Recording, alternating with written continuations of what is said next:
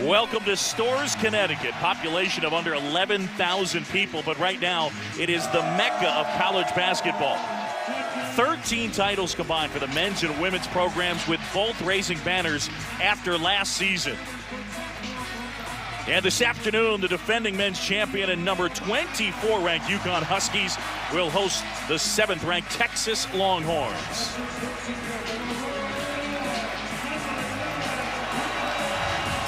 This is the American Conference on ESPN. Hi, folks. Thanks for joining us. John Shambi alongside Kara Lawson. The UConn Huskies coming off their first loss of the year. They fell in Puerto Rico to West Virginia. They're a little thin. We'll get to that in a moment. But let's start with Texas for the Longhorns, unbeaten. And I know you think one of the best teams in the Big 12, maybe even the entire country. Absolutely. This Rick Barnes team has everything. They have experience. They have a dynamic front court with a ton of depth and size that could pose some problems today for the UConn Huskies. They also have an outstanding freshman in Miles Turner. He's somebody that's definitely worth watching today. They have an elite defense. That's what's carried them to this undefeated mark. And then for UConn, this is Ryan Boatwright's team. Shabazz Napier has graduated. It's his team. And in this specific matchup, they must use their team speed to their advantage because they are undermanned and undersized. Yeah, both these teams a little bit beat up right now from more of the injury situation. We turn it over to the third member of our crew. Here's Andy Katz. That's right. For the Texas Longhorns, they're without their point guard, Isaiah Taylor, who's out with a broken left wrist. He just told me moments ago he expects to be back in time for the Big 12. As for how this affects Texas, Rick Barnes telling me last night, obviously would be much needed against UConn's pressure and as well against Kentucky, the team that they will face on Friday night. What that means is that Javon Felix will start in place of Taylor. Now, he did not play against St. Francis due to a left bone bruise in his foot, but he should be fine. But a little bit of a different tweak for Texas with Felix instead of Taylor. Back to you guys. Let's take a look at our Hewlett-Packard starting lineups now. And first for the Texas Longhorns, Felix and Holland in the backcourt. Up front, it's Holmes, Lambert, and Cameron Ridley. Meanwhile, for Kevin Ollie, no Rodney Purvis. He is out with a high ankle sprain. Terrence Samuel gets to start. Boatwright and Hamilton join him in the backcourt, and it's Spacey and Brima up front. Kevin Ollie, his third year as the head coach. The defending national champs. We get set to go here at Gamble. And Texas wins the tip.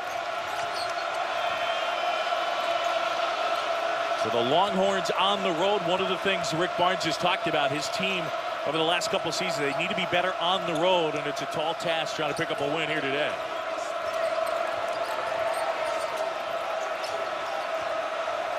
Felix will be the guy running the point. That foot injury caused him not to play last game against St. Francis, as Andy mentioned. Holland trying to feed inside, and they turn it over. His intended target was Ridley. Kevin Ollie, as mentioned, a former player at UConn. 12th different coach to win a national title at his alma mater.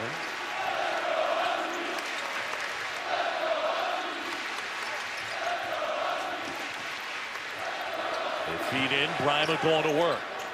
And the jump hook is short, but an offensive rebound tracked down by Facey. He had 7 of them in their loss against West Virginia. Well, just a really good start for UConn defensively in that half court, forcing a turnover, and then they're going to go to Brima some early. Look to get him going.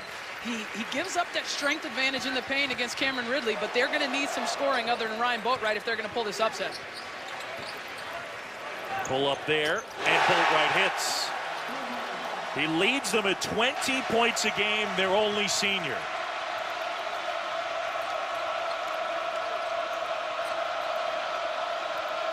Ridley backing down, and his jump hook is long, and a rebound there by Facey.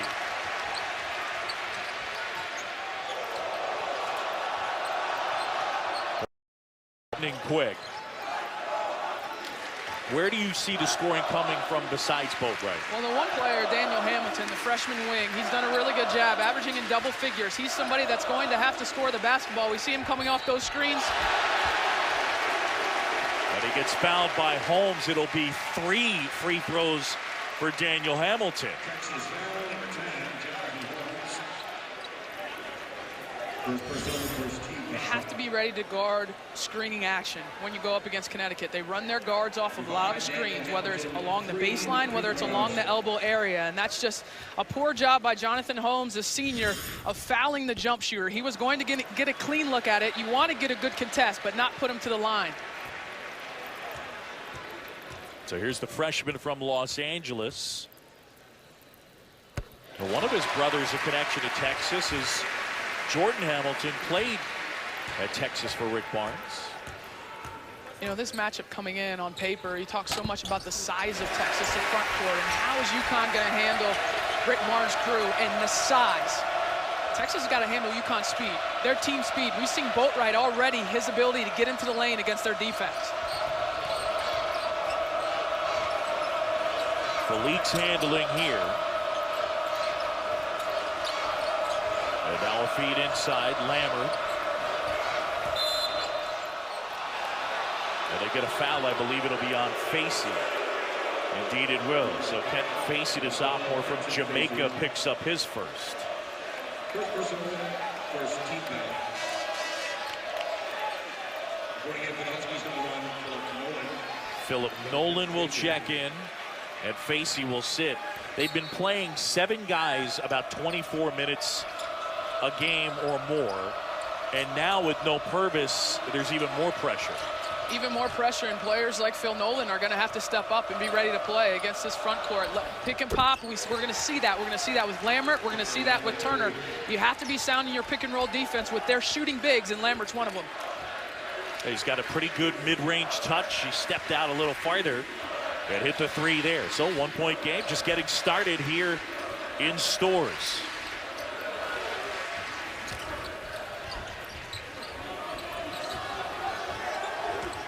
Are you surprised that no Holland on Felique's? Or I should say no Holland on Boatwright? I was a little surprised. I was a little surprised in talking with Rick Barnes yesterday at practice. They weren't making the start. Holland is a terrific one-on-one defender, and I thought he'd get the start on Boatwright. But I think Texas, their belief is in their team defense. As we see the double team on Ridley, UConn going to that.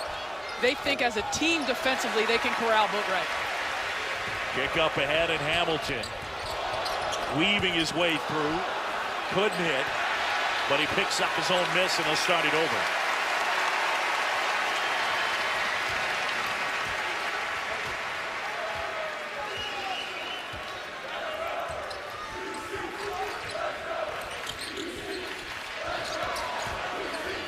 Samuel, step back.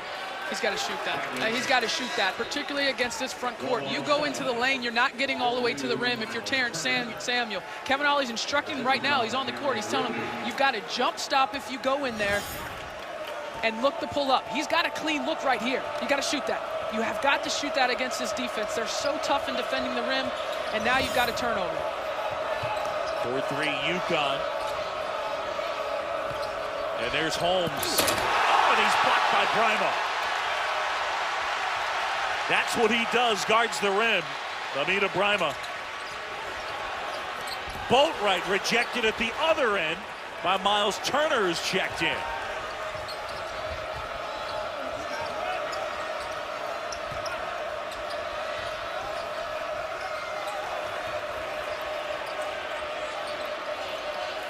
Holmes a 3. Jonathan Holmes so far this season from beyond the three-point line is now 10 of 15. He takes a little bit to get it off. He's not a quick trigger shooter, but he has been lights out from beyond the arc. And that's just a miscommunication from UConn defensively out of their double team rotation. Holmes, their best player, versatile.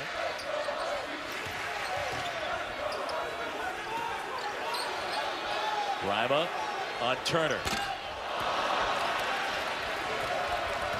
Texas on a 6-0 run.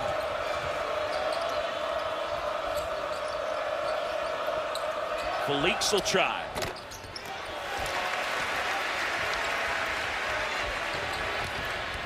Samuel on the go, and Holmes comes away with it. We've already seen it. There's going to be nothing easy at the rim. You think there's going to be something, there's not. Either way, both teams have great guys in the front court that are going to make you pay if you go in there soft. Count the basket. Texas is up. Great job here by Amita Brima. Help side, sending a message here to Jonathan Holmes, and then Miles Turner, the freshman for Texas, he sends one right back. Longhorns up 4.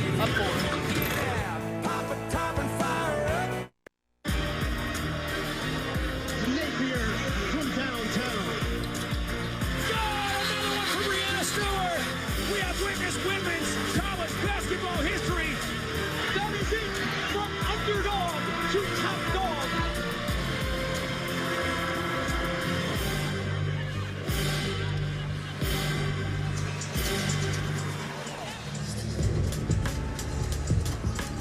Well, welcome back to Storrs, Connecticut. 8-4, Texas leading UConn. And John mentioned at the top of the broadcast the dominance in college basketball on the men's and women's side, winning multiple national championships, 13 in the last 20 years, 9 for the women in the last 20 years, 4 for the men in the last 16. Just take a look at some of these numbers. And 2 in a row, of course, for the women in the last, 2 in a row. And then you've got for the men, no other program has had more than 2 since 1999. The collection of 13 total national championships, no other program has more than 5 in the last 20 years. So it really does underscore how much UConn athletics in men's and women's basketball has dominated the sport. Well, the men's run last year as a 7 seed, first 7 seed to win it all. Kevin Ollie's team going 32-8 and knocking off Kentucky for the national title. Coming out of this timeout, Texas goes a little 2-3 zone just to change the pace, disrupt the rhythm for UConn offensively a little bit. Sam Cassell Jr. is checked into the game. Shot clock winding down, and he stepped on the baseline. It's a turnover. 3rd turnover on the Huskies.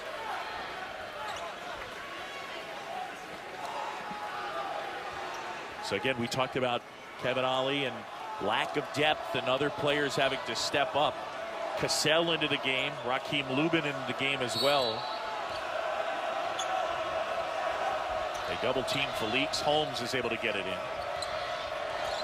Sam Cassell Jr., really the only perimeter sub that Kevin Ollie has at his disposal, with Purvis being out, Omar Calhoun still out with that meniscus. He did go through his first full practice yesterday, so his return is imminent, but not available for today's game. Kendall Yancey in the game for the Longhorns. Turner. Rebound inside. Holmes wouldn't go, and he gets his miss. Felix a 3. Look at Holmes. All that work down low.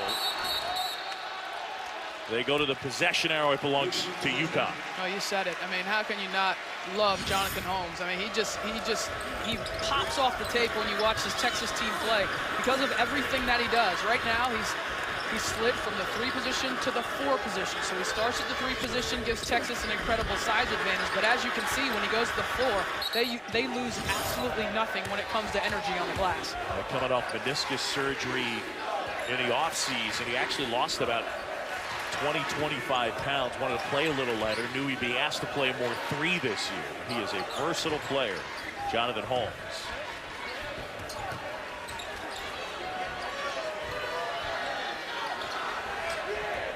Clock under 10, Hamilton will try, way off the mark. Kick up ahead, and a finger roll is good from Holland. Kevin Ollie calls timeout. Break on the court, 30 seconds. We'll be right back.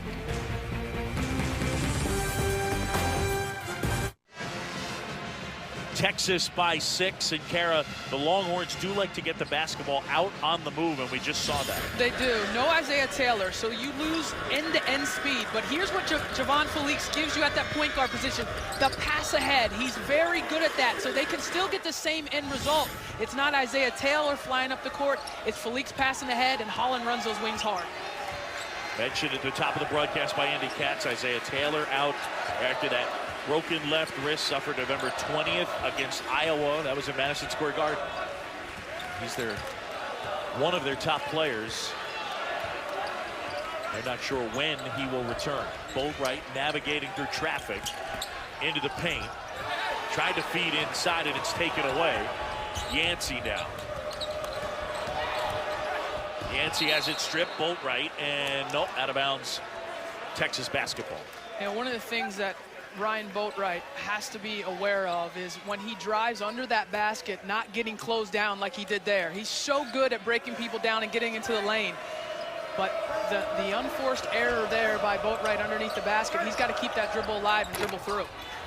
Leaks had a good look at it, but Felix not able to hit. UConn's missed its last 5 shots. The freshman Hamilton puts it on the floor and gets the roll. I like that take. I like that take. Aggressive size advantage with Felix guarding you. Nice play there by the freshman. And they get a travel. It's a turnover. 4 on Texas. Longhorns won the 2K Classic at Madison Square Garden.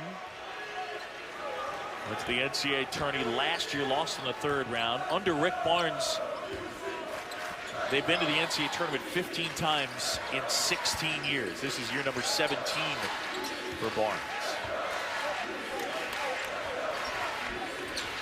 That's from deep.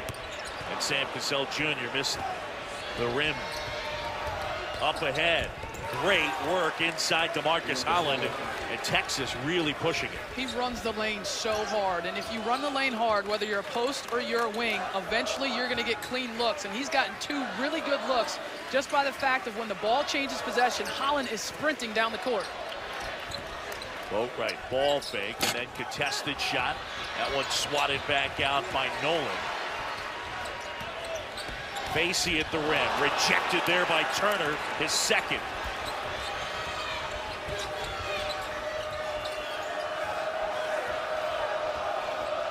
Talking to Rick Barnes pregame, and he said, look, we want to push the pace. We like to get out and go, and you've seen it even on makes. There's a takeaway.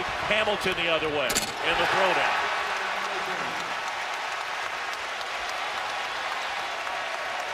That's why UConn has to run. They have to run off turnovers. They have to run off missed shots. We've seen how difficult it is in a grind, half-court defensively, with Texas protecting the rim. And Turner fouled inside by Philip Nolan. Texas by 4. The offense has to come from in a variety of ways outside of Ryan Boatwright if UConn wants to win this game. And Daniel Hamilton, he's doing his part. Defense turn into offense.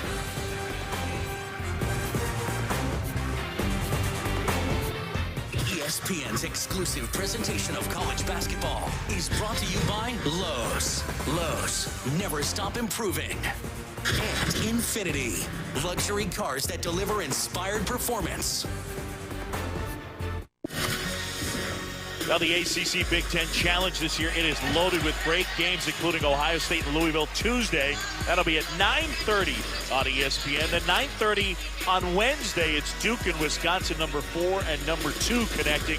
Later in the week, the SEC Big 12 Challenge takes the floor. Texas will square off against number 1 Kentucky. It's Friday night, ESPN at 7. And Kentucky, following our game later today here on ESPN2, it'll be Providence and the number 1 team in the land.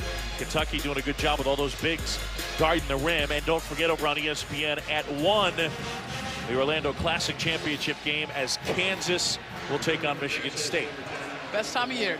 Best time of year because you've got so many games on this our feast week last week with so many great tournaments. But Kentucky, that Kentucky-Texas matchup this Friday. I mean, the Longhorns are one of the few teams in the country that can look Kentucky eye to eye from 1 through 5 and match up. Now, it will hurt them. They don't have Isaiah Taylor and his burst and his ability.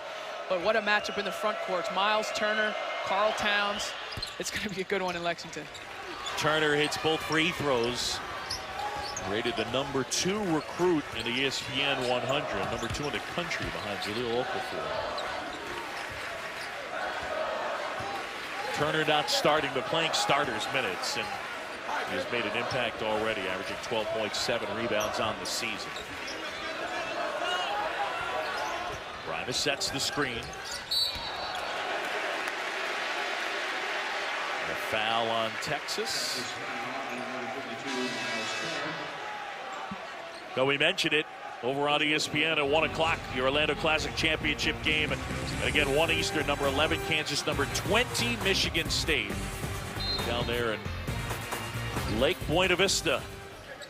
Travis Trice has had a great start to the season for Michigan State. I mean, his numbers have absolutely jumped in his senior year. And how about Cliff Alexander for Kansas? He had his best offensive game in the semifinal win from one freshman to another in Daniel Hamilton, and he is providing that. We asked who's going to help Ryan Boatwright in this matchup, and Hamilton has been great early on, 9 of UConn's 11. He's got 9 of their 11, as you said, and averaging a little over 13. Turner, ball fake, and then a shot long, and it's out of bounds. That one goes off of Sam Cassell Jr., Texas basketball. Somebody's going to have to step up, be ready to catch and shoot in the zone. You only have a couple moments. You see the closeout right there from Texas. These UConn players, whether it's Cassell, whether it's Hamilton, whether it's Samuel, active and ready to shoot off the ball when your opportunity comes. Feed inside. Prince Ebay is fouled. Ebay, another of their bigs, between Ebay and Turner and Ridley and Lambert. You mentioned matching up against Kentucky. They got a ton of size. And their bigs can do different things. You know, we've seen Lambert hit the three-point shot. Miles Turner also has three-point range. Cameron Ridley gives you a back-to-the-basket guy. Ebay's strength is on the defensive end of the floor. He can block shots, and he's really good in ball screen defense. So depending on the matchup, depending on foul situation, Rick Barnes has a ton of big guys he can go to. Gets the second, a high arcing free throw from Prince Ebay.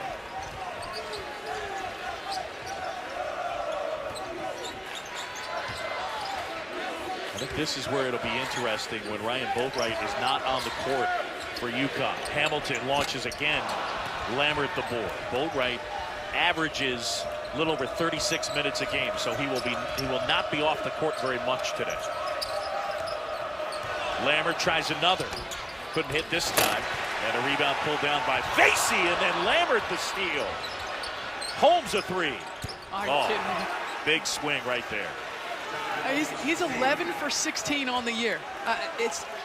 He's just been outstanding from beyond the arc. When he has time to step into his three and he has his rhythm, Jonathan Holmes has been lights out this season. What a backbreaker, right? I mean, you get another stop. Yeah, I was just gonna say, I gotta believe Ryan Boatwright's ready to check in, because this team needs just an infusion of energy on the offensive end of the floor. Cassell just beyond the free throw line. Rebound Samuel, and they'll start it over. And the Boatwright ready to check back in. Feed to Facey, spins it home.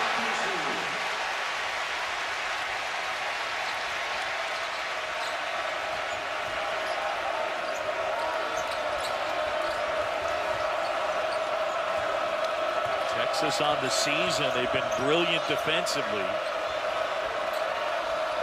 Opposition averaging about 30% from the floor and scoring just over 52 points a game. Samuel rebounds the miss.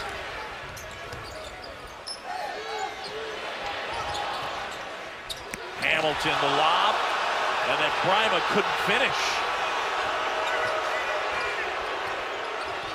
Holland weaving through and lays it in. DeMarcus Holland averages 8, and he's got 8.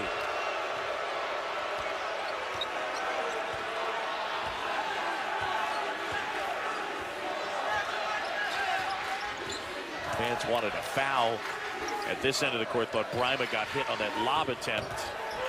Well, the problem was there that the players wanted a foul too, and they stopped playing. I mean, they stopped playing transition defense, and Holland's able to get a layup. Ebay the rejection. 7-point lead for Texas. Texas, this is a big momentum turning play right here. Lambert misses it, but then he's got the presence of mind to get the steal. And Jonathan Holmes, 11 for 16 from 3 on the year. UConn cannot afford to leave him open, and Holland has been running up and down the court all night in transition.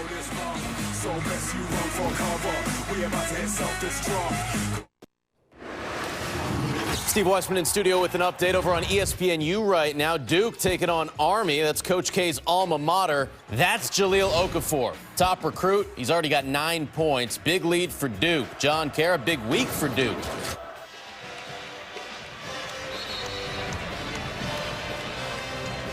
Well, Wednesday night, the journey to the tourney presented by Sonic continues with the ACC Big Ten Challenge. Duke scoring off with Wisconsin.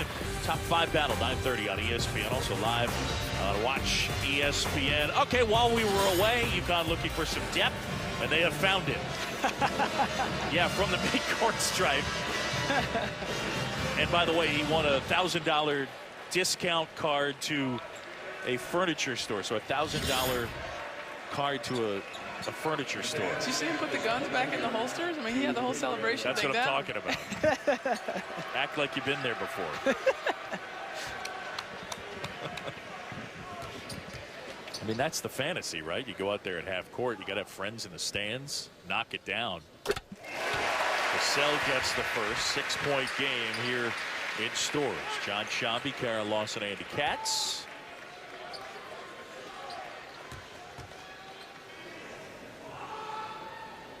Of course, Sam's dad, tremendous career in the NBA, currently an assistant with the Clippers. He played forever, from 93 to 08, part of those Rockets championship teams. Played his college ball at Florida State. Played against Kevin Ollie for a long time, and Sam was getting guys with that back down baseline fadeaway J for a long time, well into his 30s. He still tries to get guys in warm-ups. 5-point game here at Gamble. Feed for Lammert, and that one deflected. And Don Daly says it'll go the other way. Good group of officials we have here. DeRosa, Daly, and Jerry Pollard. Look at Kevin Ollie urging his team on defending. So active over there, especially on the defensive end, shouting out instructions. And that one out of bounds.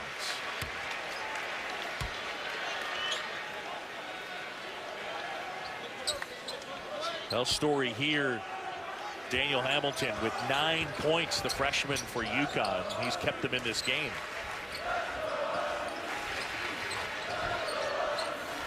No Rodney Purvis for UConn. He's out with a high ankle sprain he suffered in that West Virginia loss. Shot clock winding down. Boatwright. Oh! Ryan Boatwright knocks it down and then gets knocked down. He's got 5. And that was as good as you can get defensively from Texas. And Boatwright just makes it an unbelievable shot.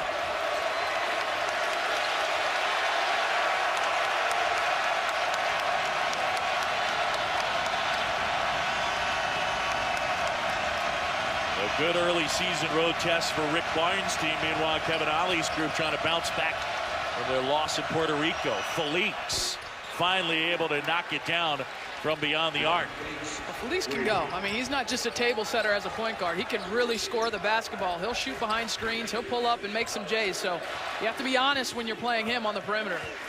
He gets a chance to start with Isaiah Taylor out. Boatwright.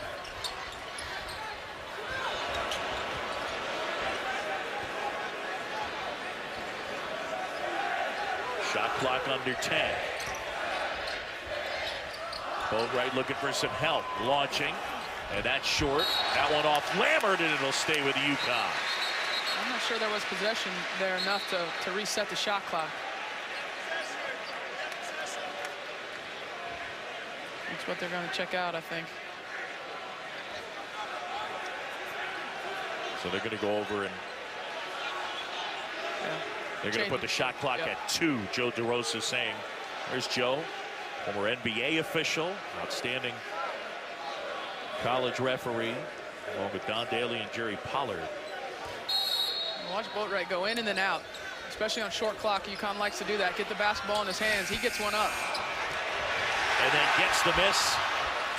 And then into the backcourt after the deflection, and UConn will set it back up.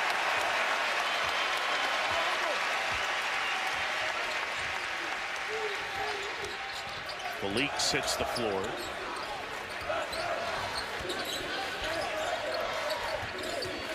Hamilton feeds into Bryma.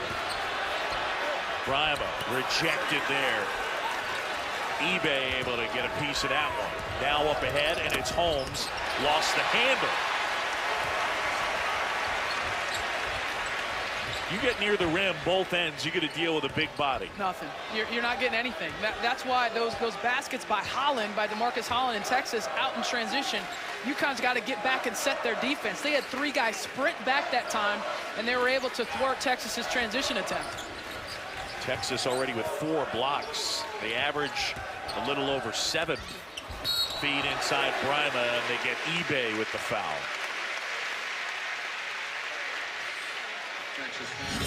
You have an elite defense, you have to have a couple factors. One of those is interior defense. And Texas is able to keep the integrity of their defense by not doubling because they have Prince eBay, because they have a guy like Cameron Ridley. They don't have to double. They don't have to double size in the paint. Everyone can stay home, and that enables them to play great defense on that end of the floor. Rick Barnes said he was a little worried about how the bigs would play pick and roll, and would they be able to get in position to help.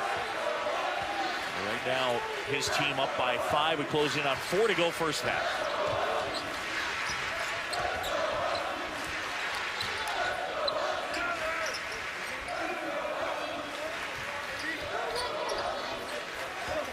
Connecticut just 6 for 21 from the floor. That's about in line with what Texas does to the opposition. Boatwright, shot clock winding down, step back, that'll go, it's a 2. The degree of difficulty of his shots, I mean, his 3 made field goals have all been tough. I don't think you can fault Texas defensively for any one of those makes. I mean, they have played really well, kept him in the pocket, corralled him, but he has just made some tough falling away jumpers. Foul inside on UConn. Texas on the road, and here at Gamble Pavilion, the Longhorns lead it by 3.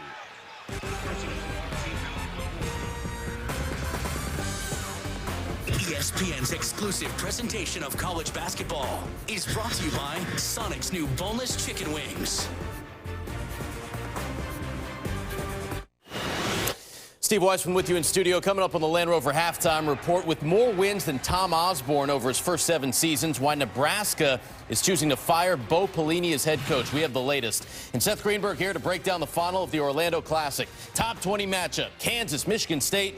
You won't believe the 4-letter word Tom Izzo is using to describe some of his guys. That's at the half. John, Kara? All right, guys, look forward to that. Our game, it is Texas leading this one by 3. And Kara, we talked about Texas getting out and moving. Well, they got 11 fast break points and doing it defense into offense. Absolutely. What makes this Texas team special is that they have an elite defense, and we've already seen their front line protect the rim time and time again. It's Miles Turner, the freshman, off the bench with 2 early blocks. As you see, Holmes coming from behind there on Brima. So they have so many guys. This is a team that blocked over 200 shots a year ago, and their defense has not allowed any opponent to score over 60 this season. So it's tough going against the Longhorns. Miles Turner, the freshman, prize recruit for Rick Barnes. I'll tell you, this Friday is going to be a lot of fun. Number 1 against number 7. At least that's what it will be as of now. Felix, that one off the mark. Boatwright up ahead.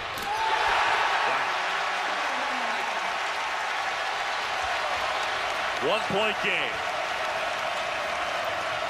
We talked there about Texas's defense. How about UConn's defense? Outside of them being a little loose in transition for a few possessions in this half, their half-court defense has been excellent, and they come out of that timeout with zone. Turner gets double-teamed, looking for some help. I beg your pardon. Jump ball. That's Ridley. And they'll go to the possession arrow. It stays with Texas. That was Cameron Ridley who got tied up. Great timing on the double team, and UConn has shown that their willingness to double team Texas's bigs on the low block.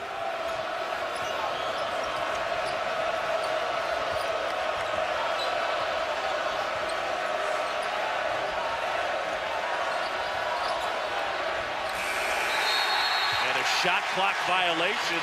They didn't even see it. That can't happen. I mean, that's your point guard. Completely unaware. That's Siobhan Felix. He's got to recognize that. He has to recognize the shot clock, that it's going down against that zone, and he doesn't. UConn with an opportunity to take the lead here. Under 2.5 to go here first half. UConn on a 9-3 run.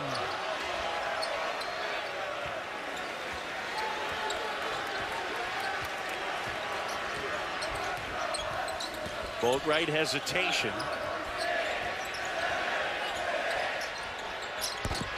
That one in and out. Turner the board.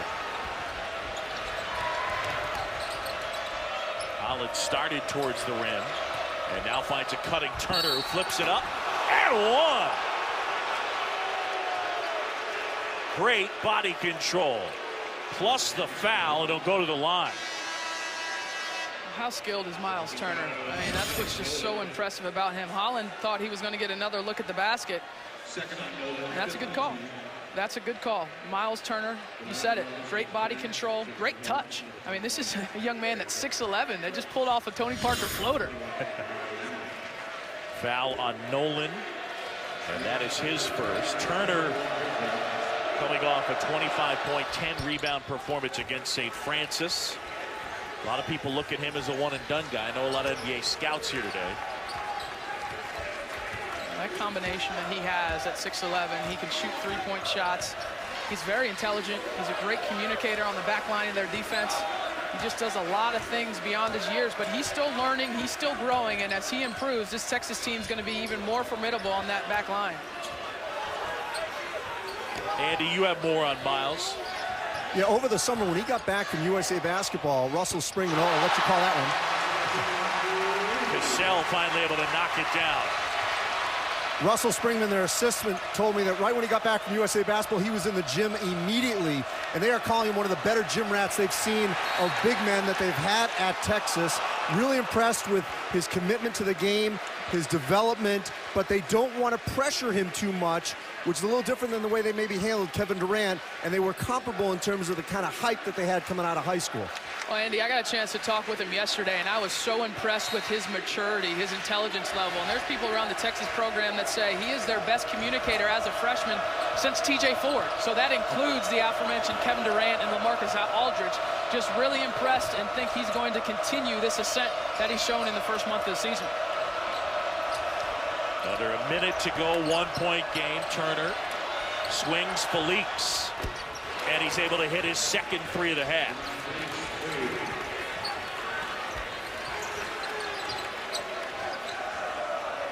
Felix, 6 shots, 2 makes, and everything from beyond the arc.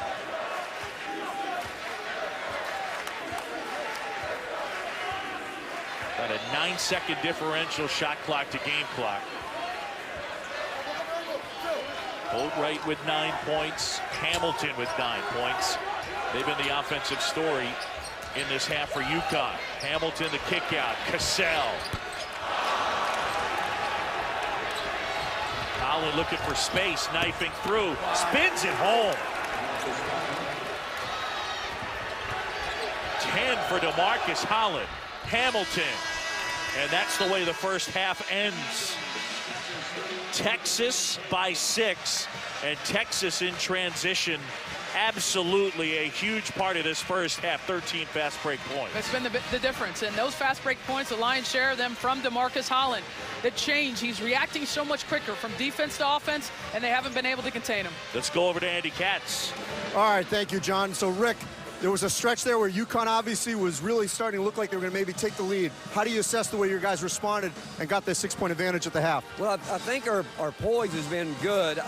We're not moving as quickly as we want to on offense, which might be a good thing, but we're not cutting hard, doing those things. We had some turnovers that we shouldn't have and did not want to foul a three-point shooter, but we just got to really be more organized on the offensive end. I thought defensively they took some tough shots. They made some, but we got to do a better job on the offensive end. Tempo was to your advantage early, and you guys were getting up and down. Then it got in the half court. If that happens again in the second half, how do you change to be a little bit more effective? Well, we're going to continue to try to push the ball. I mean, they're the ones that's holding it right here. But, again, if it gets to that game, we think we can play whatever. But we're going to continue to try to attack and push and do what we do. Appreciate it, Rick. All right, thank you. Back to you, Boo. Texas leading this one by 6. Ryan Boatwright with 9 first half points, helping to keep the Huskies in the game, but it's DeMarcus Holland with 10. Texas with the lead. It's the Land Rover halftime report right here. You're watching ESPN's Feast Week, presented by Lowe's.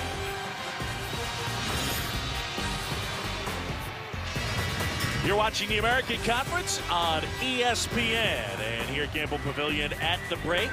Number 7 Texas on the road and leading it by 6.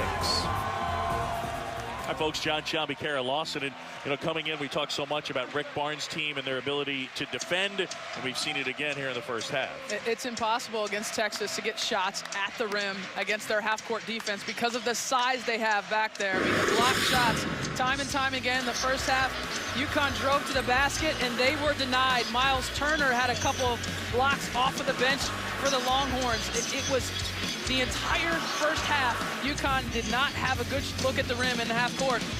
But they do have a guy against an elite defense that can make plays, and he was special here in the first half in a couple possessions, just being able to make something out of nothing. And against Texas, you have to have at least one guy that can do that. And Ryan Boatwright in transition can be electric. I thought Texas, by and large, did a good job on Ryan Boatwright. He just made better plays when he needed to. First half stats, 33% is what UConn shot. Texas on the season coming in, holding opponents to 30%. 15 points in the paint for Texas, but it's those 13 fast break points that you really look at. That's been the difference in this one. UConn basketball as Texas leads it by 6. Boatwright to handle. Hamilton, short on that shot, out of bounds. It'll stay with UConn. Daniel Hamilton with a good first half as he was able to finish with 9 points, 3 rebounds. Their outstanding freshman, top 30 recruit for Kevin Ollie.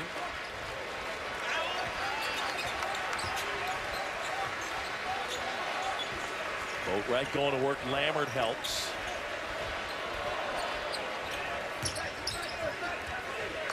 And now Samuel as they swing it back. Boatwright, no Shabazz Napier this year. It's his team. He's the leader. Samuel right at the rim, rejected, and they get an offensive foul. Lammert stepped in, and he took it. You're not going to be able to drive. I don't know how many times we need to say this. You're not going to be able to drive against this Texas team. And Samuel in the first half, he passed up a shot and then drove. Here he leaves his feet. He has to jump stop in there. You are not going to go over this Texas team to the basket. So you've got to jump stop, look to make a play, shot fake, maybe get one of those bigs in the air. But that's a tough, tough play to make if you're Terrence Samuel. Lammert took some pretty good contact.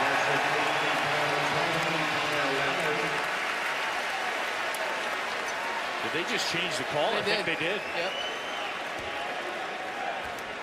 Second foul on Lammert, first on the team. They changed the call. It'll be second on Lammert. Shooting 2. And instead of an offensive foul, it'll be Terrence Samuel at the line to shoot 2.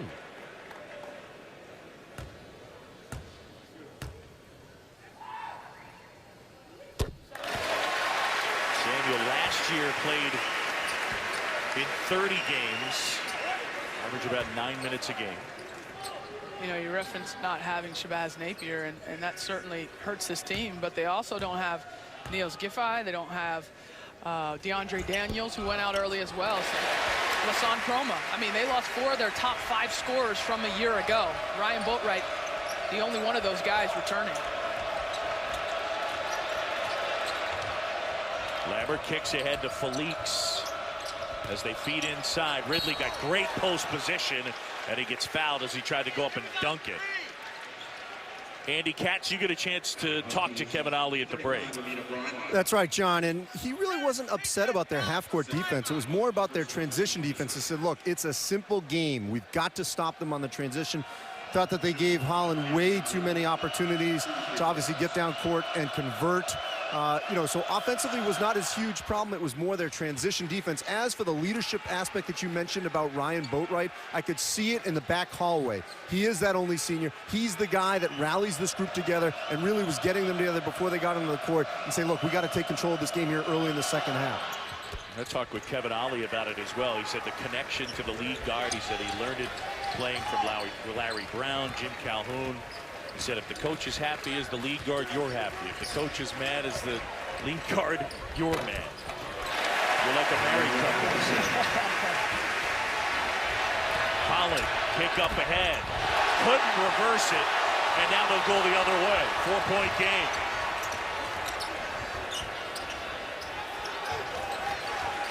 You know, I love what I've seen from Daniel Hamilton in today's game is how aggressive he's been. At times, he's floated here in the early part of his freshman year. He's been attacking. He understands that he needs to be aggressive on every single possession offensively. That's something the coaching staff has been trying to get him to be. Gold right over Felix, short, Lambert the board.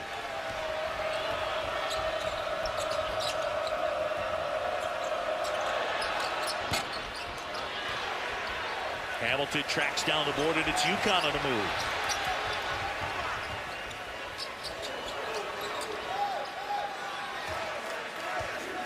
The Huskies have won 44 straight non-conference games here at Gampel. Packed house as per usual here on Thanksgiving weekend. Samuel knifing inside, another block. eBay got that one. Or I beg your pardon, Ridley. Now Ridley inside and one. And the big guy will go to the line. Cameron Ridley, the rejection, and he runs the court. I love it. I love it when big guys run. I mean, he makes a defensive play on this end of the floor. And, you know, Boog, you know this from covering the Big 12 the last 5 years. This is not a play Cameron Ridley would have made 2 years ago. I mean, he's dropped about 55 pounds. So he's not lightning quick in transition, but he's capable. And he runs as hard as he can there, and he's rewarded, the big fella is, with the bucket. Yeah, that weight loss key to his improvement last season, where he went from about 16 minutes to about 27 minutes. Texas with 6, or I beg your pardon, 5 blocks in this game.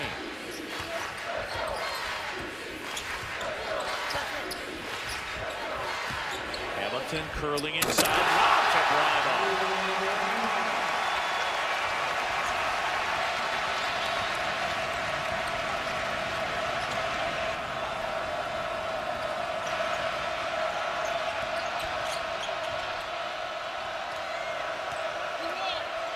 Holmes hanging, had it partially deflected. Lambert inside. And now they go the other way. Sam Cassell Jr. Nice skip.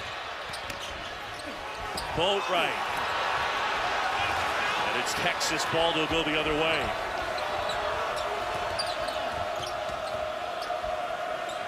Holmes wide open. And a rare miss. Back and forth we go, 4-point game.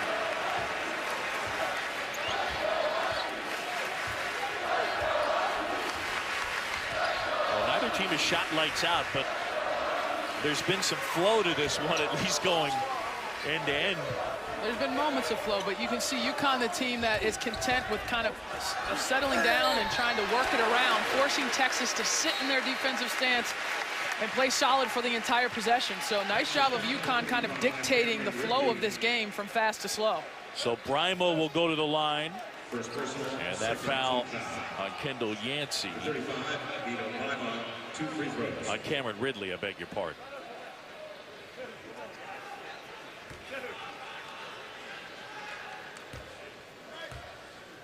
What a difference for UConn when they are able to penetrate in the middle of that zone. And you saw Daniel Hamilton come off that screen and able to get the lob to Amita Brima. And even there, just getting into the middle of the paint, it's forcing Texas's bigs to help up. And when you get a post defender to help up, you can throw the lob at the rim, or you can throw that nice little bounce pass that they did behind the zone, and you're able to get some action there in the paint. Brima will grab a seat, 3-point game.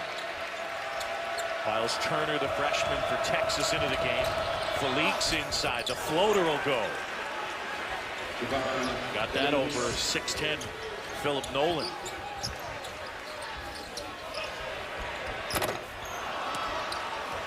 Yancey rips down the rebound. Yancey, unimpeded, lays it in. I mean, it was just like a wide open lane to the goal, and he took it. And timeout UConn.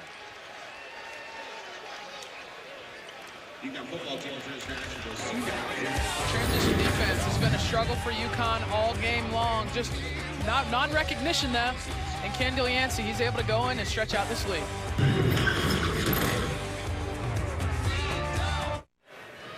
Number 7, Texas by 7 on the road. And tomorrow night on ESPN, 8:15 Eastern Time, Monday Night Football from New Jersey, the Dolphins and the Jets. in an AFC showdown. You can also catch it live on Watch ESPN. Monday Night Countdown starts 6 Eastern, served by Applebee's. Are you seriously trying to get me to watch the Jets? Yeah, I am. That's my big sell. There you go. Bob Wischusen, one of the our colleague at ESPN. Yeah. Jets broadcasters. Back here at Gamble, UConn trying to run its non-conference win streak here at Gamble to 45 in a row. But they find themselves down by 7. Got to stop Texas in transition. It's got to be frustrating for Kevin Ollie because that was, you know, Andy Katz talked about it. That was one of his main messages at the half was defensive transition. Here in the second half, Texas is still doing the same things they were able to do in that first 20 minutes. Hamilton leans in and hits. So Hamilton with 13.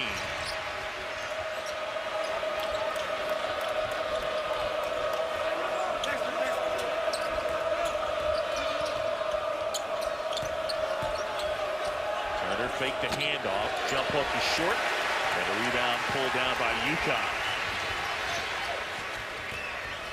Boatwright, lightning quick, tried to feed inside, knocked out of bounds. And a timeout on the court. Well, Texas a little short-handed without one of their top players, Isaiah Taylor. We'll tell you about his injury when we come back.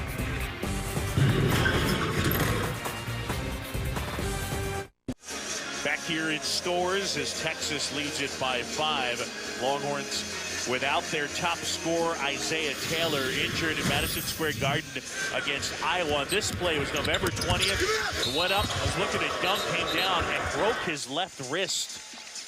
One more check at it. Feet went out from under him. And the wrist injured.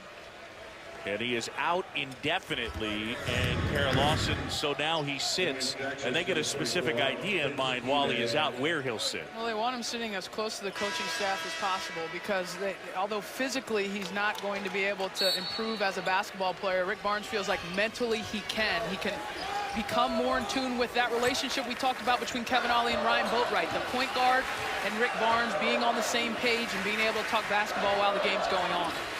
So no Taylor. They got to spread out the scoring. 8 different Longhorns have scored in this one. Fight for the loose ball and inside. Good work. Kenton Facey so tough on the offensive glass. Let's go over to Andy.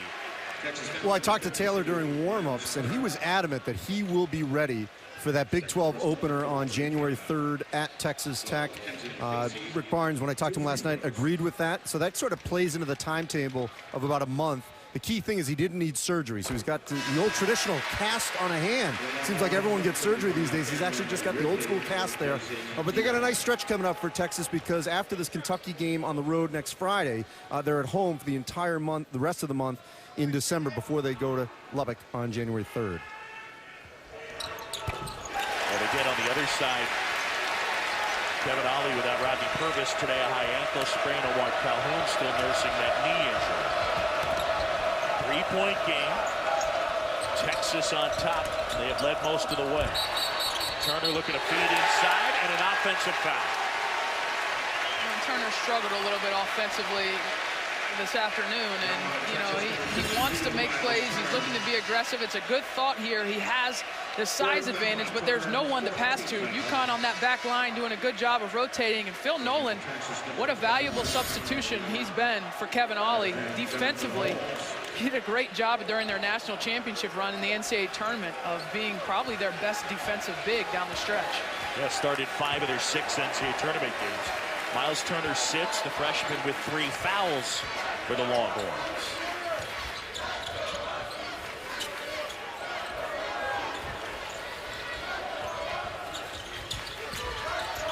Boatwright and a takeaway. Felix kicks up ahead, Yancey, and he'll go to the line and shoot 2. And they get Facey with that one. Kenton Facey. And that is number 2 on Facey. And so it's Yancey at the line, the sophomore from Texas. He had to play a lot in their win over St. Francis, 34 minutes because not only was Taylor out for that game, but also Javon Felix at 12 points. Got some basketball bloodlines. His brother, former Oklahoma State guard Terrell Harris. Texas 8 out of 10 from the line. UConn's 9 of 11. So both teams on the mark from the stripe. Seems like every time UConn gets close, Texas is able to open it back up to 5 or 7. This zone has been pretty effective for Texas in the half court. Cassell. He's been struggling with his shot. They like him as a shooter, just hasn't gotten results yet. Felix now.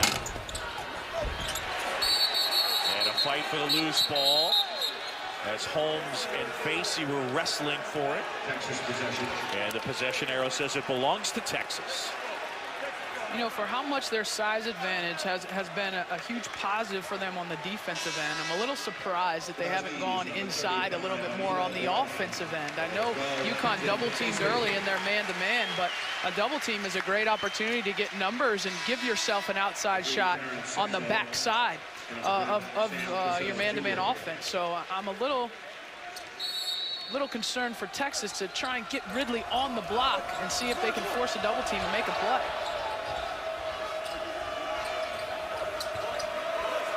Make your size work both ways for you. Transition the story in this one. A 19-4 fast break advantage for Texas. And they get an offensive foul. That's going to be on Kendall Yancey.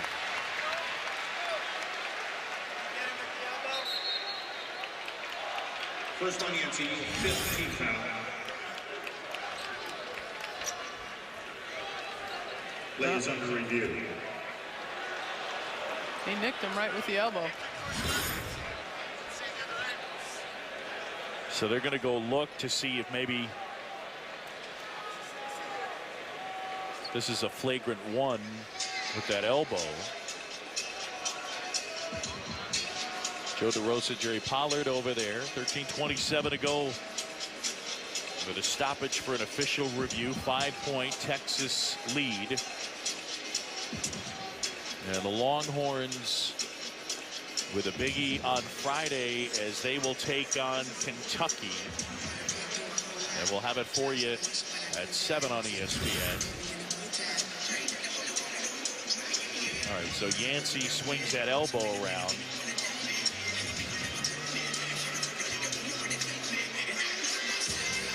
He definitely gets both right there. I mean, it wasn't excessive contact. It'll be interesting to see what level.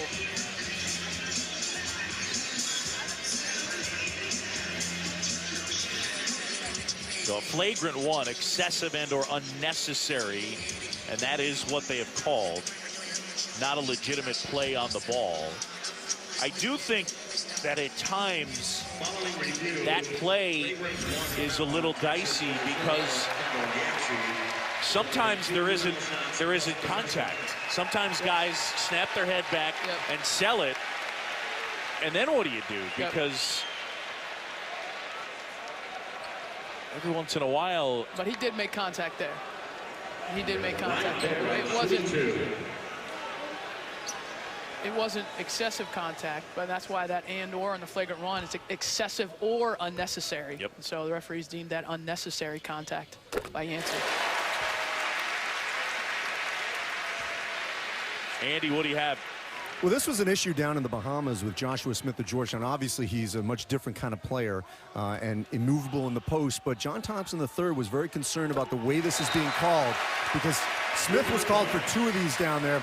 One where you could argue maybe he was clearing space. The other one, which is kind of close to this one, where the player from Florida was really leaning on him. And JT3 told me, look, you got to be able to at least turn your body without being called for this. So it'll be interesting to see how this gets called going forward. It's especially tricky, a bigger player on a smaller player just trying to move the ball because his elbows are going to be at another guy's head a lot of times. 3-point game, UConn with a chance to tie on this possession.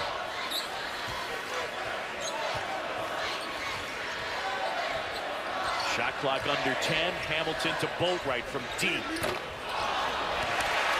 And an offensive rebound. Oh, Samuel couldn't convert, but a foul inside. I mean, Samuel wide open and wasn't able to lay it in.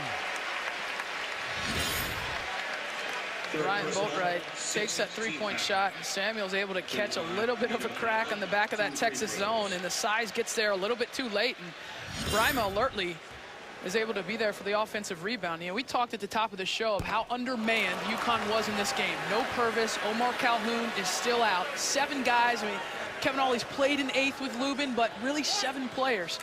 And it's remarkable the effort that they've put forth on the defensive end of the floor to have this a one-possession game.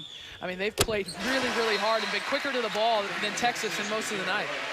And there's Rodney Purvis out with a high ankle sprain, the NC State transfer. And a guy, you know, we asked the question at the top, who gives them scoring besides Boatwright? Hamilton has been an answer today. Rodney Purvis is another one of the answers to that question. Yancey way short on that shot. UConn on the go. Boatwright, little Euro step and lays it in. Nice move for time.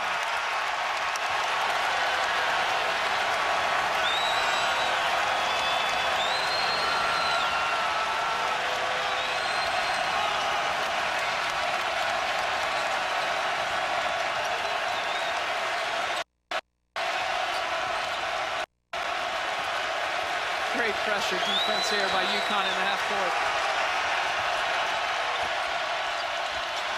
Felix, a good kick out. Yancey, a great look.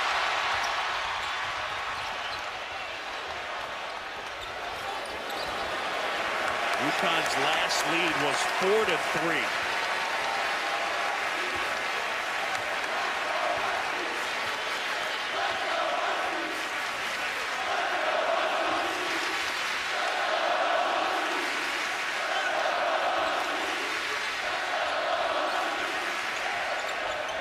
Hamilton, a 3. And eventually it ends in the hands of Jonathan Holmes. They have not gotten Holmes involved offensively at times. It's been hard. It's been hard. UConn has a lot to do with it, but the ball has to touch the paint at some point if you're Texas on the offensive end. You've got to get it into the big guy right there, force a double team, and see if that can free something up. Clock at 7. Yancey stumbles. And now Holmes putting it on the floor. Holmes flips it up. And he's fouled.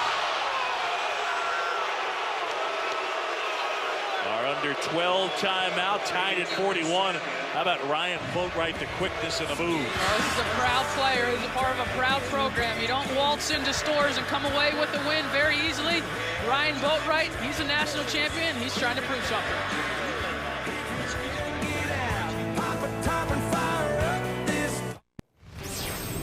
Steve Weissman, Seth Greenberg in studio. We got hoops on every ESPN channel on the U right now. Duke up on Army. Jahlil Okafor, the freshman, with 15. And Coach, tight one on ESPN. Michigan State up on Kansas right now. Denzel Valentine's emerging as one of the elite players in college basketball. He's a 6'6" point guard that sees over the defense. Right now, doing a better job than Wayne Selden.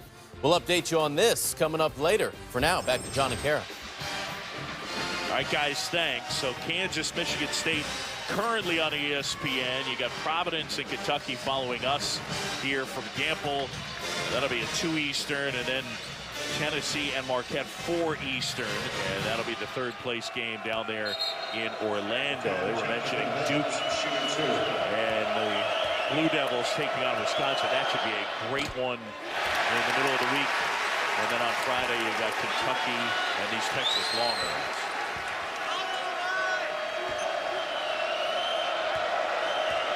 Holmes trying to give Texas the lead.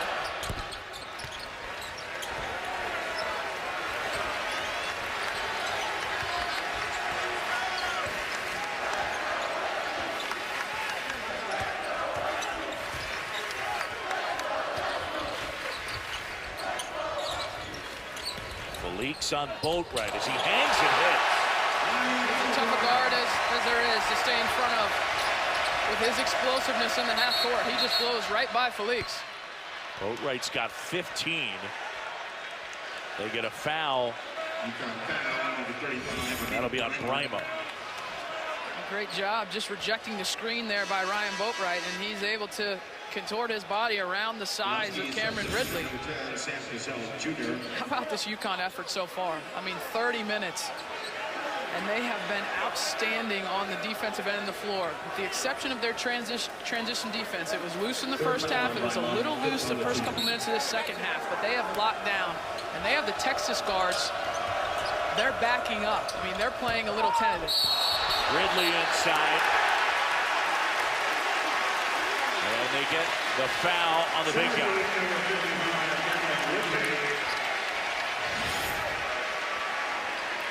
Second personal, 17. That's a great job by Terrence Samuel. I mean, he knows he's outmanned. He doesn't have a shot to block that if Cameron Ridley's able to go up. So nice position defense there on the end out of bounds by Samuel to turn this basketball over.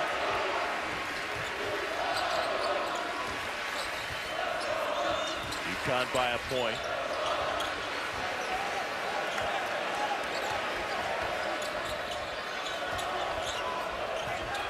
Boatwright pulls up.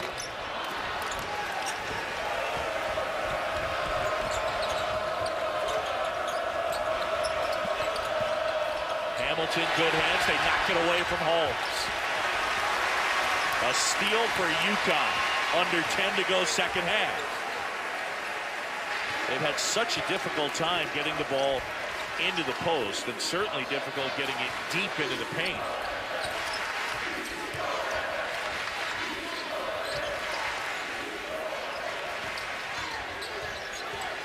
And again, UConn all game, they've run the shot clock down, trying to slow this pace down. Control the pace. If they have something, they've taken it. If not, they rely on this guy who's the best in this game at doing that, getting a shot at the end of the shot clock. He is fearless. Preseason player of the year in the American, Ryan Boatwright with 17, and that leads all scorers.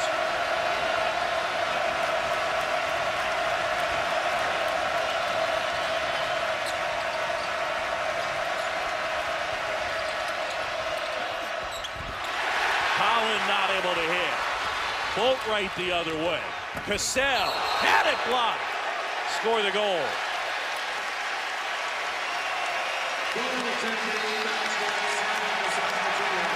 And all of a sudden, UConn by 5.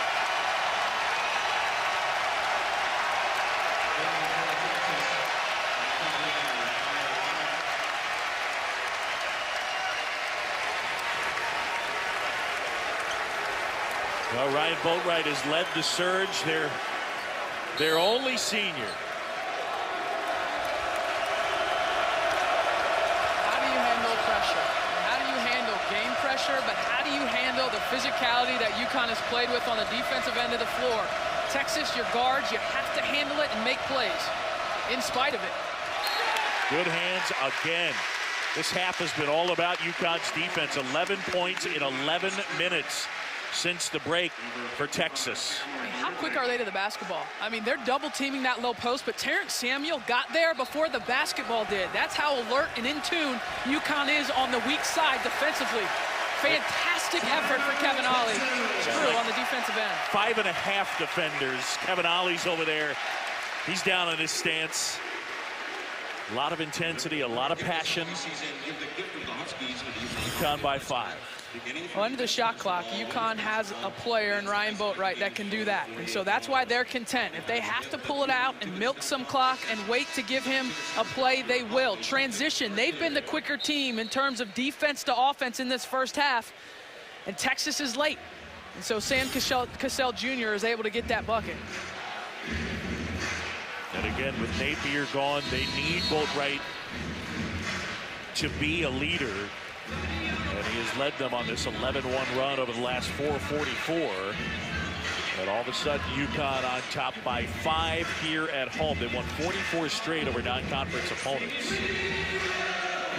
Boatwright and Hamilton with 30 of their points. He's got 17. They lost that championship game in Puerto Rico to West Virginia. And talking with Kevin Ollie yesterday, he said, we learned a ton from it. He said, I learned a ton from it watching the tape as a coach, how to coach this team. First of all, they needed to be more physical. But second of all, he said, we needed to simplify things on the offensive end of the floor. Holmes got the seal, but they get the foul on Daniel Hamilton. You got foul number 5, Daniel Hamilton. Second personal, team foul number 6.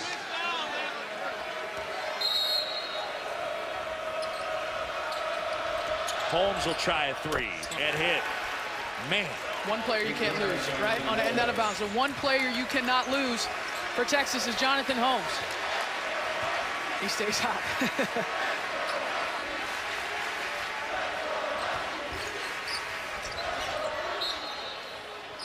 Out of bounds, it stays with UConn. Holmes on the season, 12 for 17 from 3.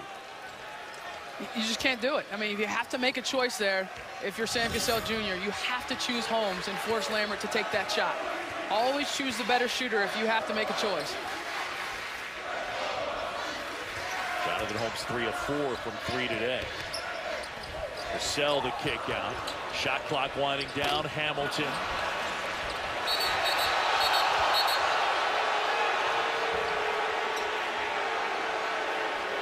Hamilton went down hard. Don Daly, Jerry Pollard having a chat.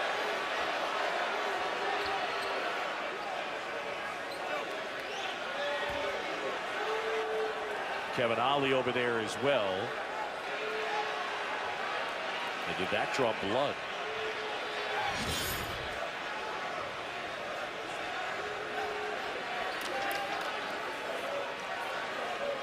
That's completely inadvertent. Yeah, it is.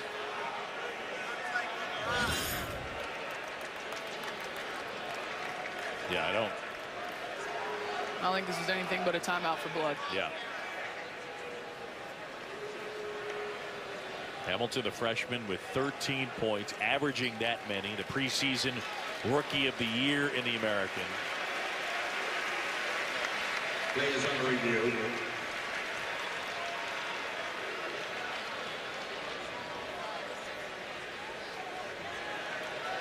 So they're going to go look at it.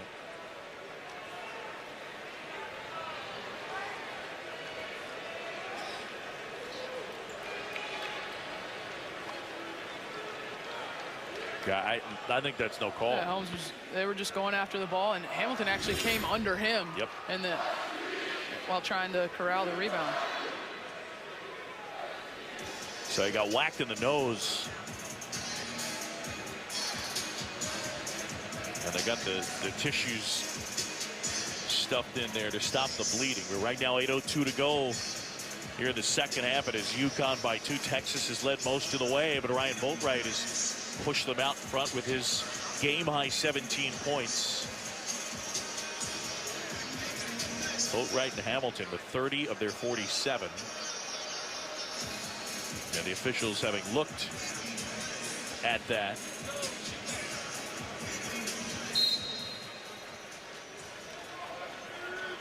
Yeah, it'll just be incidental contact is what Joe DeRosa just told us.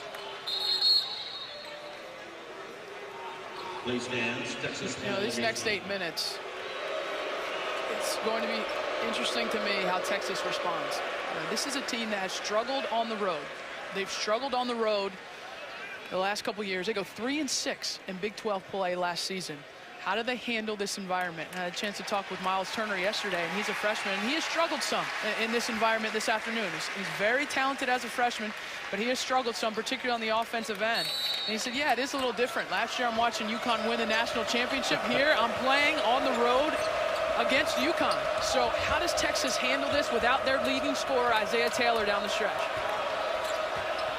Yeah, no doubt. This is a spot, this Final 8, where they really miss their top scorer and their lead guard.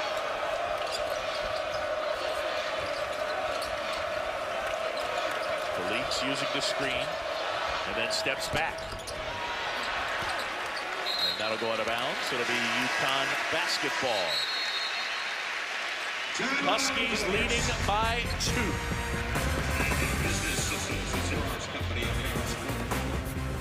ESPN's exclusive presentation of college basketball is brought to you by Lowe's. Lowe's, never stop improving.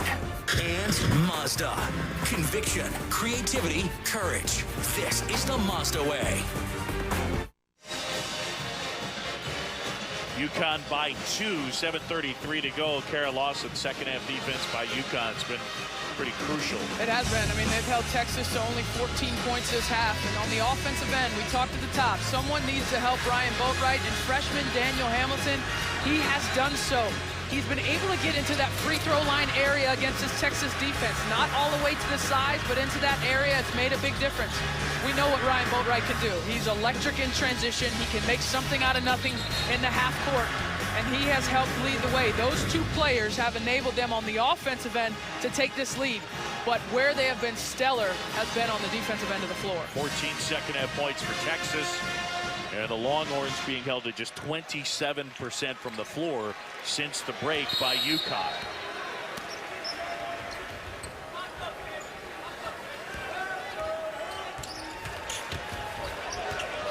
Cassell being pressured.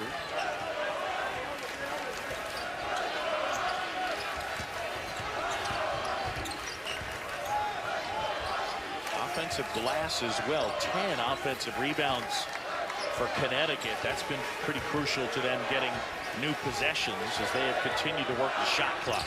Under 10 here. Boatwright left his feet. And now Cassell, step back. Big offensive rebound by Facey. Boatwright on the baseline. Uses the rim. Use the rim as a little protection there to reverse. He's got 19. He's so quick. He's so quick. I mean, that's DeMarcus Holland, who is a fantastic individual defender, and he just gets beat on the little handoff there.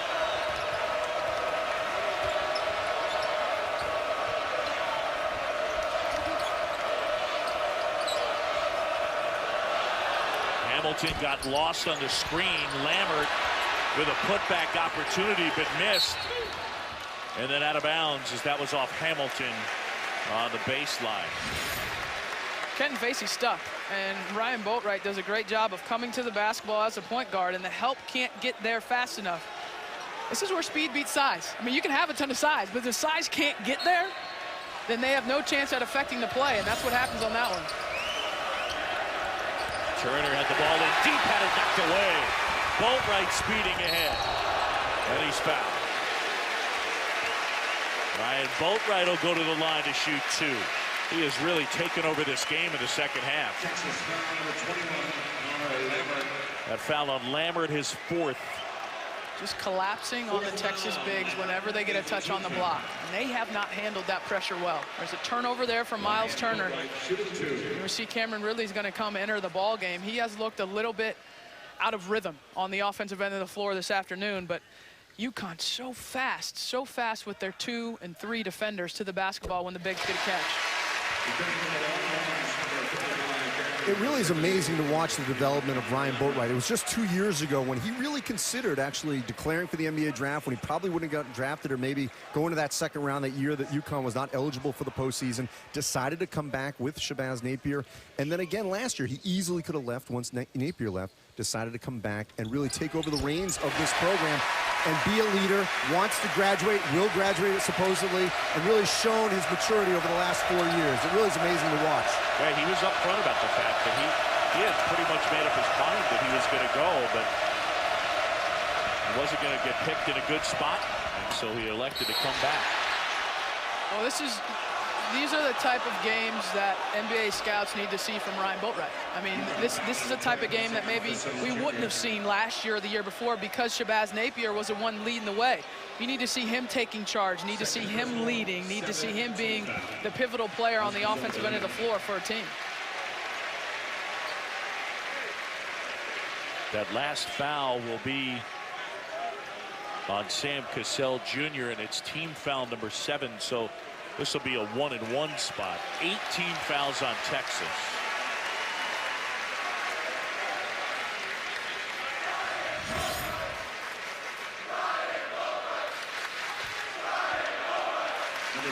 Oh, Boatwright rolled his ankle a bit.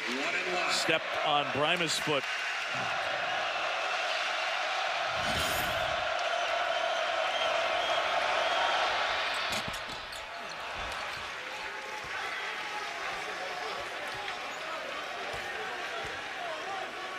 You could see Boatwright bouncing up and down, just trying to flex that ankle. at the left ankle.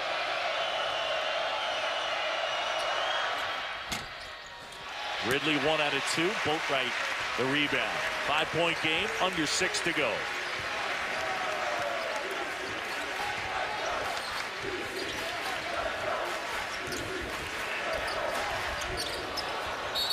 And a turnover. It'll go the other way for Texas. Sophomore Longhorn 0, Kendall Yatsu. Sam Cassell Jr., the junior college transfer, transferring as a sophomore, so he's got 3 years of eligibility, including this one. But a guy, Kevin Ollie said, good player, just, you know, again, it's a difference in level of competition. He's making that transition, playing at the highest level as he devoured junior college competition.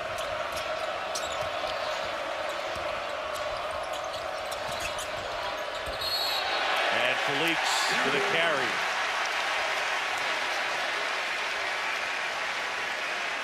$11 turnovers after that one on Texas.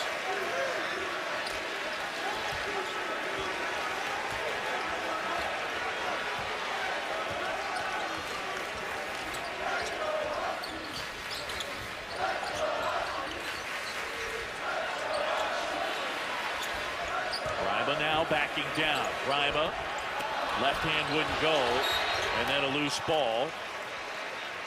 And it belongs to the Longhorns. 5:10 to go now. It is a fight for every rebound, isn't it? I mean, even the guys that aren't getting a finger on it, I mean, they are fighting down there. Facey and Holmes, what a battle at the position on the glass. Texas has been great this year on the boards with its plus rebound advantage. Hasn't been the case today.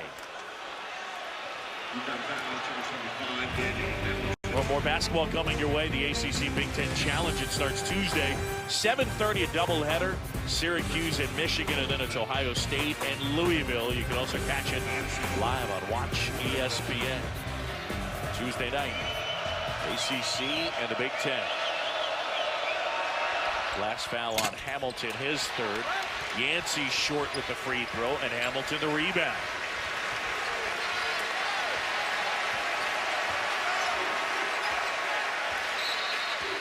Timeout, Kevin Ollie.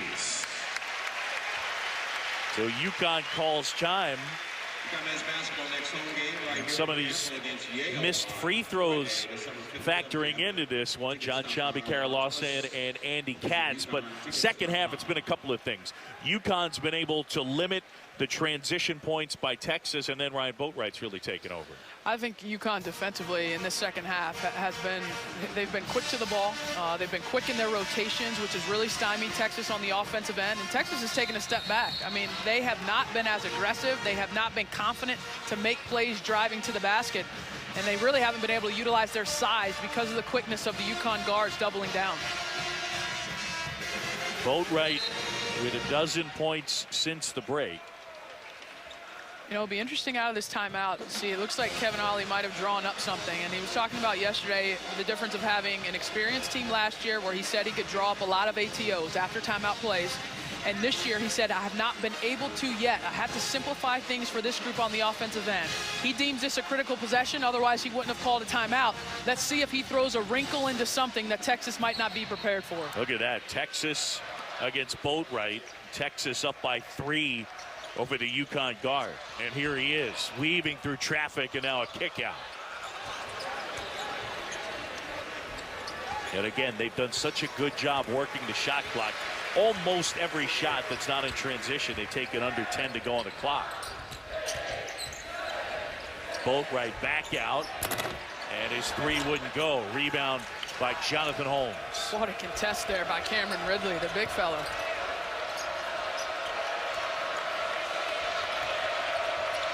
Connecticut from 3, just 3 out of 15. The double comes against Holmes. He needs some help.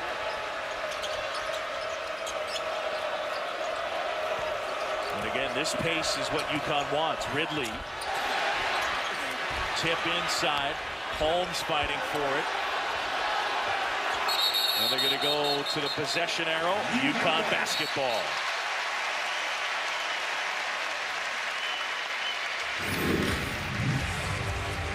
1-on-one in the post, UConn, and Amita Brahma, he's giving up some size, but he is not giving up toughness. UConn with the 5-point lead.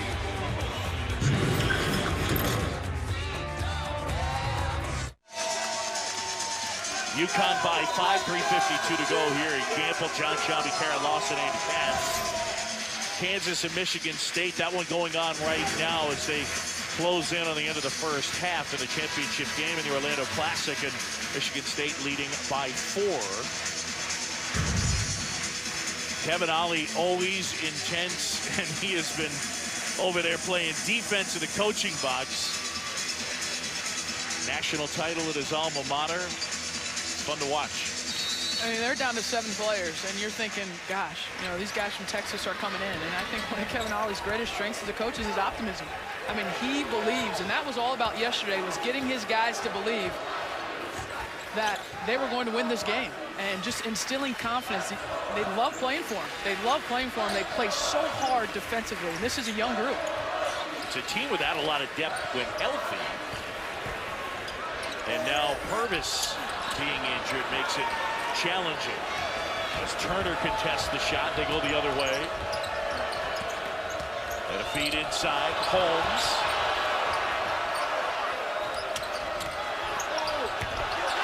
No call, out of bounds, UConn basketball. I'll tell you, Yancey and Holland have really been affected by this UConn pressure. I mean, they've become more spectators on the offensive end, and when they have made an attacking dribble to the basket, it's been a turnover or it's been a lackluster play. I mean, they have to be able to be strong with the basketball and handle this type of pressure. You think the pressure's bad right now, wait till Lexington, Friday night. They've had a couple of opportunities between the two of them inside. Another rejection there. Out of bounds, it'll be UConn basketball. Both Yancey and Holland have had opportunities in the mid-range area off a catch, and the ability to shoot right away have neglected to shoot. Holland didn't even look at the basket there. You're right. I mean, he had a chance at the elbow there. He didn't even look at the basket. He reversed it to Yancey in the corner. Texas averaging a little over 7 blocks a game coming in. They've got 7 today. UConn the basketball and leading by 5. High off the window, that one no good. And I think that they got Facey with an over the back foul. Indeed they did. That'll be his 3rd. Third personal, 19. He lives and breathes every dribble, doesn't he? That's in practice too. I mean, he is out there. He is when they're on the defensive end, he's in a stance. He gets after it. Turner 75% coming in. And gets the front end.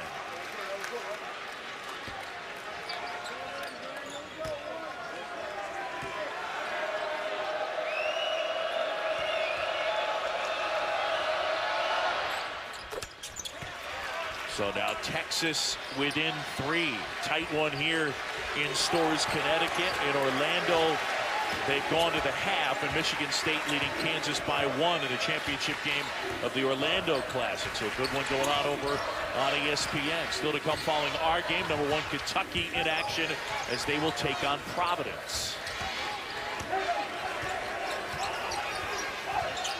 This Friday it'll be Texas against number 1 Kentucky. Cassell now. And a fight for the loose ball. And a foul on UConn. UConn and Kevin Ollie's teams missed its last 6 shots. And a foul on Boatwright. First personal, 10th team foul. Boatwright running into Yancey there. I love that possession for Texas. You know, DeMarcus Howland is one of the great individual defenders in the Big 12, and he took the challenge in that possession to check Ryan Boatwright. He fell off of that ball screen, but he was active, and he made Ryan Boatwright earn it. And you can expect, if you're Texas, that the ball is going to be in Ryan Boatwright's hands for this last 2:08. So who is going to step up, and who is going to make it very difficult? And DeMarcus Howland is the guy for Texas. He's going to have to do it. Look at him already running up to him. 2 big free throws from Yancey. And indeed, it is Holland on Boatwright as he is off the ball with Cassell bringing it up. Under 2 to go, 1-point game, and a good one here at Campbell.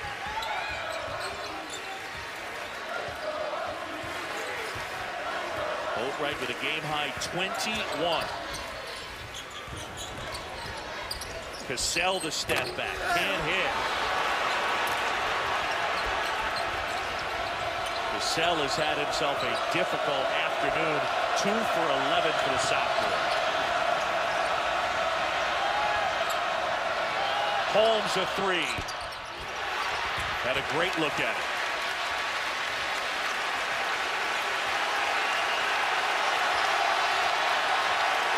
Closing in a minute to go. UConn has missed its last 7, and Kevin Ollie wants time.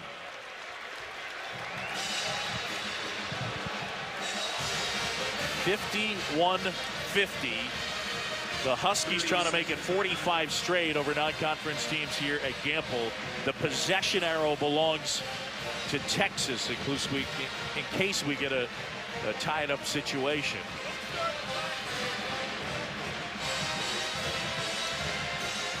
Ryan Boatwright, though, in this second half, pushed UConn to the lead, and they're hanging on by their fingernails. He's been the player at the end of the clock. I mean, UConn, this is a low-scoring game, and so the genesis of a lot of good plays on the offensive end of the floor, they come from number 11. They come from Ryan Boatwright, and he has done a good job of controlling pace when he's been out in transition. That's when he's been able to attack, and then when Texas made a couple defensive mistakes and that lane opened up. It hasn't been open very often this afternoon. It was open there. He took advantage. Ball in Ryan Boatwright's hands. What I'm saying to Daniel Hamilton right now, don't hide, young man. Be ready. Be ready. Be ready off the ball to catch and shoot. Cassell's taken the last couple shots.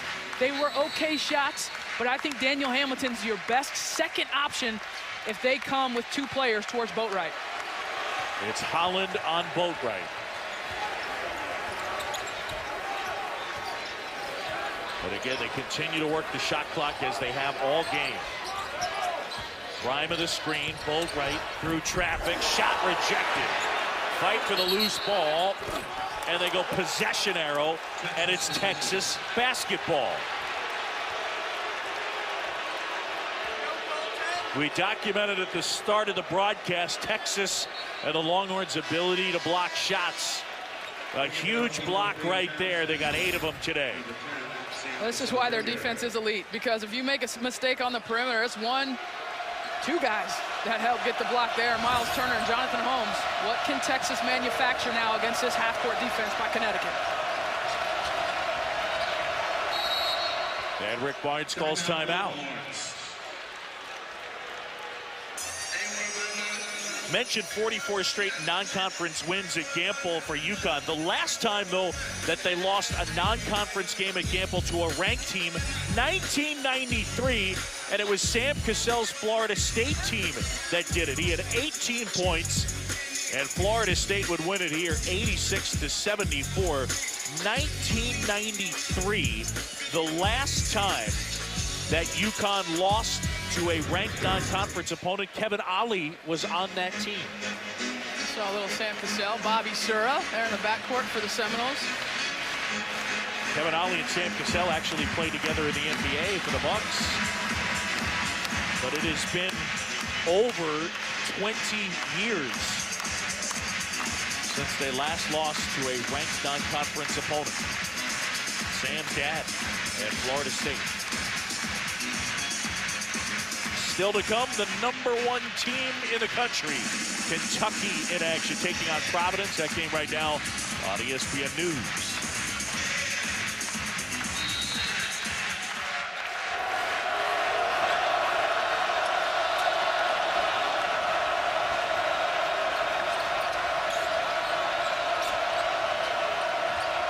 Holmes popped out and now finds Felix. Shot clock at 10. Felix lost the handle, turned it over. Wow.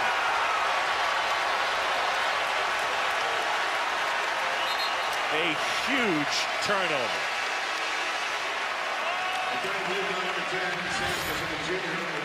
Javon Felix is just trying to make something happen, and Terrence Samuel is a very good defender, individual defender for Connecticut. He usually comes off the bench. He got the start today, and looks like he tweaks his right ankle. We know his left foot has been hurt. He missed the last game because of that, but not a great possession after a timeout if you're Texas down 1. Got a foul here. And they bump Boatwright.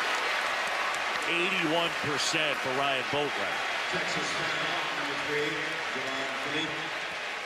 And down the stretch, no Isaiah Taylor. Obviously, every game a player as big as him is going to be crucial, but especially in these close fought, closely contested games, you need your guy. Well, the thing that Rick Barnes said they would miss the most, and you would think maybe the speed, leading scorer, he averages 15 a game, he said his swag. He said his swagger, his confidence. When Isaiah Taylor's on the floor, everybody plays more confidently, so they're missing that piece more than anything in this road venue. It is not apples to apples, but in terms of the ball being in his hands, he's their boat runner. Yep.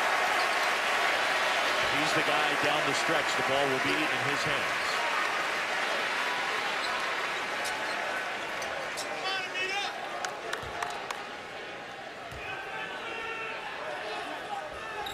UConn 16 out of 19 from the free throw line.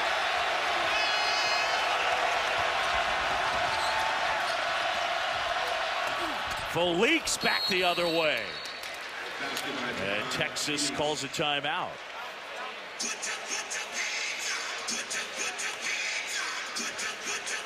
30-second timeout, Texas. Well, Javon Philippe, he's experienced. The junior spent time starting his freshman year at the point guard position, so he can make plays.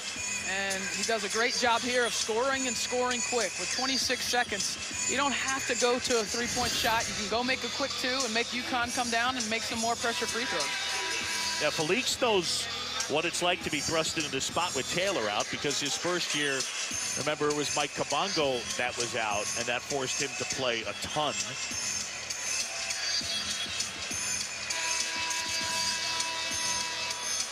So Kevin Ollie's team up by a point. They have the ball. Texas will foul. Each side will be shooting two the rest of the way.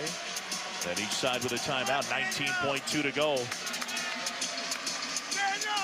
Now, I might think about putting two players on Ryan Boatwright here. I mean, he shoots 81% from the line, and he's supremely confident in these situations. Try and make somebody else catch the basketball and make those two pressure free throws. Yeah, really anybody but him. They find him, and they don't foul. And now they do.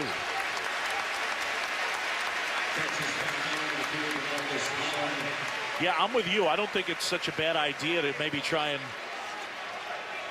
really force it to have somebody else in the strike. And coming into the game, Daniel Hamilton shooting 50% from the free throw line. I don't know if Texas was trying to get a quick trap there and maybe force a steal. He's a hard guy to get a quick trap on because he can just beat it as a one-man press break.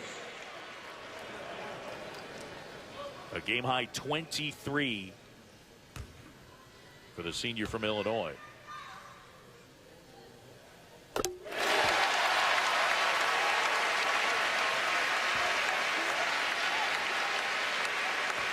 All right, now if he makes this, if you're Texas, you still go for your best quick look, or you're looking for a three?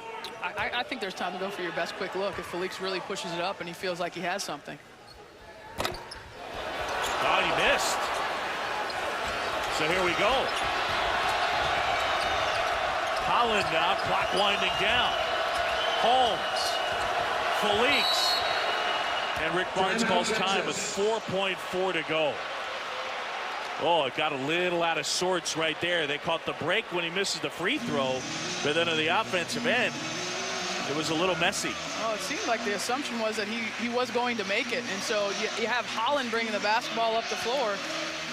But I like the timeout call there by Rick Barnes because they were scattered. I mean, they were just into a dribble weave beyond the NBA three-point line. So now you have an opportunity, if you're Rick Barnes, to draw up something and get a shot for the person that you want to try and tie this game. So who is that person? I would go with Holmes. I would go with Jonathan Holmes. He has a size advantage probably over Sam Cassell Jr. or who's ever guarding him. And, you know, he's your best player without Isaiah Taylor in the basketball game. So we'll see what they draw up. 4.4 seconds left, not a ton of time. But I think ultimately, if they could rewind it, they probably would have liked to call timeout a little sooner. Yes, yes. Because now if you run a double or if you do something to get the basketball out of the hands, there's maybe not time to get that pass out. their spacing has to be really good here. You know, end of game plays, your spacing has to be good so that everyone has to honor the player they're guarding. If your spacing isn't good, if you're Texas, then you might not get as clean a look. Still to come following our game, Kentucky, #1 in the country in action, taking on Providence. That game on ESPN News. Jonathan Holmes today just 3 out of 12 from the floor. Malik's 4 out of 11. UConn has held Texas to 36%.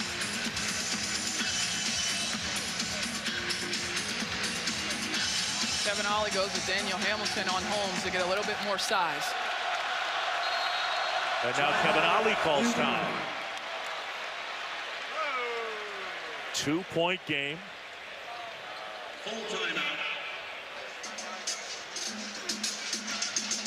Wouldn't be surprised to see if Kevin Ollie elects to get maybe a little bit of size on the basketball too. I mean, he had Sam Cassell Jr. on the basketball with Lambert. Maybe you get a little bit of size to make it a harder pass in.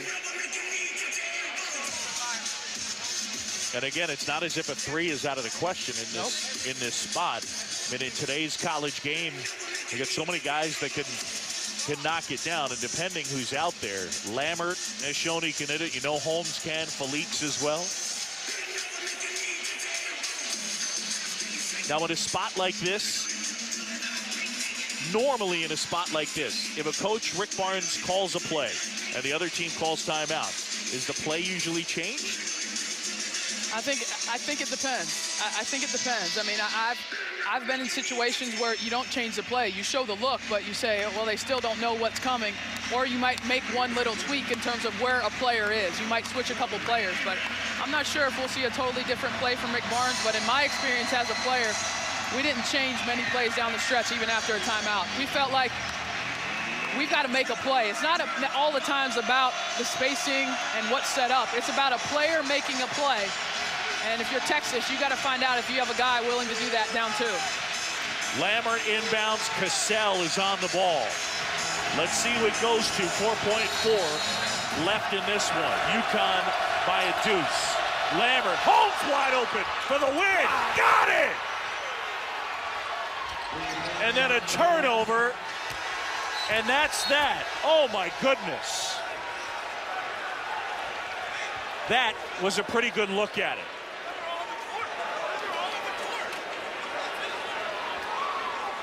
And Ryan Boatwright down in a heap. And he is hurting.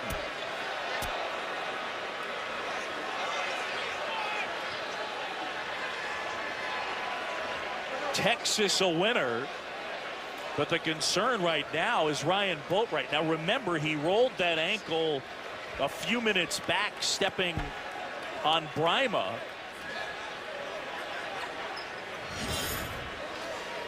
It's just pick-the-picker action, and there's no switch. Jonathan Holmes, I mean, it was almost a shot put. I mean, he had his feet down behind the line, and we'll see if they're going to check that, whether it was a 2 or a 3, but great play. Side out of bounds, pick-the-picker. You get miscommunication from the defense, and Holmes, the senior, knocks it down. Wow. So Ryan Boatwright knocked down in that final play. Fans, thank you for coming. Today's final score, Texas 55, UConn. Texas wins it 55-54. What a huge win for Rick Barnes' team on the road. And Ryan Boatwright hobbled at the end of the game.